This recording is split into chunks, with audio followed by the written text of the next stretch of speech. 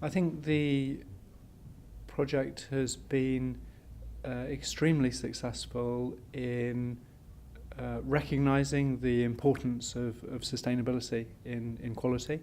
in raising awareness and understanding of that. I think education for sustainability is an increasingly important part of the curriculum, an area where institutions and individual subjects need to find and make responses which are right for them. And I think insofar as the quality process gives confidence in UK higher education, and it certainly does do that, it's only right that sustainability should be increasingly recognised as part of the quality process. Well, I think what is really interesting when you are looking in detail at the work of the QAA in the context of a university and looking to strategically embed an agenda like sustainability, is that there's almost an inbuilt dichotomy between the institutionalised processes that are required to successfully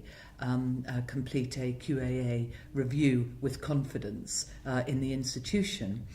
and the development of a sustainability agenda in its broader sense wants people to innovate, to become excited, to experiment, to challenge, none of which can be tied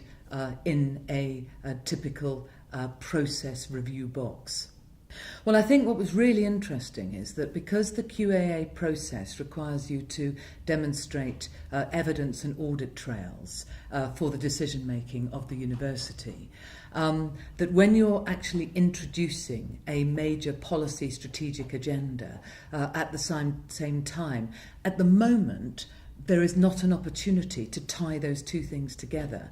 And I fundamentally believe that there should be, because I think that a university which has a golden strategic thread running through what it does, I think that now a university wanting to start to systemically introduce sustainability as part of the major quality agenda of the university need to use the quality mechanisms in the university as well as the policy mechanisms in the university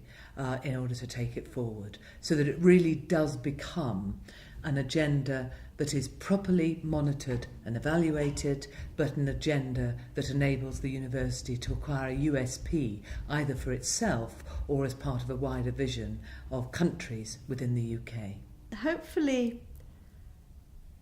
with the involvement of QAA, perhaps very much in an advisory way, as giving out examples of good practice, working with the sector,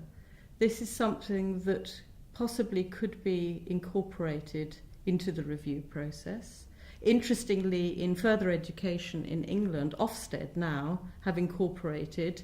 guidelines for education for sustainable development within further education. So it would be marvellous if QAA could do the same in higher education,